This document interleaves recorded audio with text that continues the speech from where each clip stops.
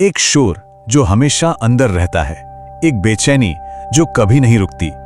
आंखें बंद हों या खुली, ये मन बस दौड़ता रहता है। ये हमारे ही अंदर की दुनिया है, जिसमें अनगिनत विचार हैं, चिंताएं हैं, भावनाएं हैं, जो बस एक के बाद एक उठती रहती हैं। हम इन्हें देख नहीं पाते, पर महसूस हर पल करते हैं। लेकिन इसी शोर के बीच एक बहुत शांत जगह भी है, एक सहारा जो हमेशा हमारे साथ है, बहुत ही सरल और बहुत ही स्वाभाविक। वो जगह कहीं बाहर नहीं, हमारे अपने ही भीतर है। एक ऐसा कोना जहां कोई शोर, कोई बेचैनी पहुंच ही नहीं पाती, सिर्फ ठहराव। इस शांति को हमें बनाना नहीं है, इसे कहीं से खोजना भी नहीं है। ये तो हमारा स्वभाव है, बस इसे महसूस करने की देर है। इसी को नाम दिया गया है आनापान, मतलब बस अपनी आती जाती स्वाभाविक सांस को जानना, बिना किसी कोशिश के, जैसी वो है वैसी। तनाव और बेचैनी से बाहर आने का शायद ये सबसे सीधा रास्ता है। और जब हम सांस के इस सहारे पे टिकना सीख जाते हैं, तब एक गहरी यात्रा शुरू होती है, अपने ही मन की गहराइयों में उतरने की यात्रा। इसे कहते हैं विपश्यना।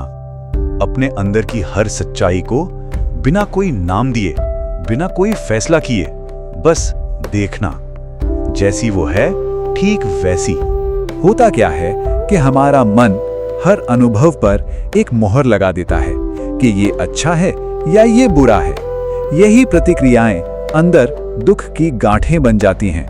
विपश्यना प्रतिक्रिया करना नहीं, बस देखना सिखाती है। और जब हम सिर्फ देखते हैं तो ये गांठें अपने आप धीरे धीरे खुलने लगती हैं।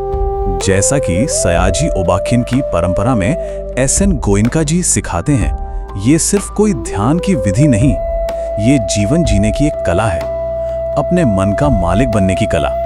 जब ये शांति भीतर गहरे में स्थापित हो जाती है, तो इसका असर सिर्फ हम तक नहीं रहता, यह बाहर की दुनिया में भी फैलता है। एक शांत मन अपने आसपास भी शांति की लहरें फैलाता है। ये बदलाव अंदर से शुरू होता है और पूरी दुनिया तक पहुंचता है। इसी रास्ते ने जेलों में बंद लोगों का जीवन बदला है।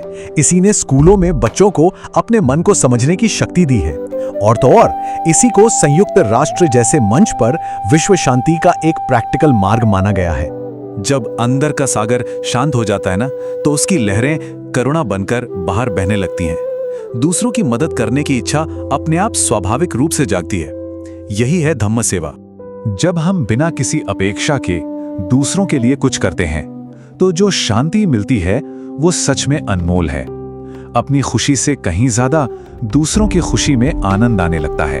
तो आखिर ये रास्ता है क्या? क्या ये कोई धर्म है या कोई मान्यता?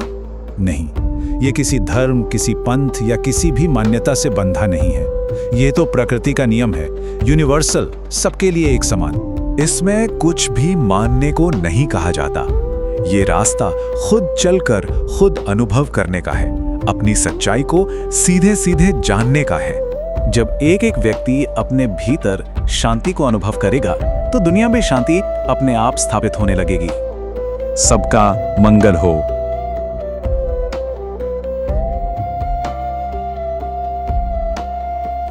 Every second, the internet creates something new. Stories, ideas, and moments the world can't stop watching. The next few seconds might completely change how you see the internet. Welcome to Internet Video Center. We bring you the most interesting, surprising, and useful stories from across the internet. Enjoy this video, subscribe now, because the next video might reveal something even more surprising.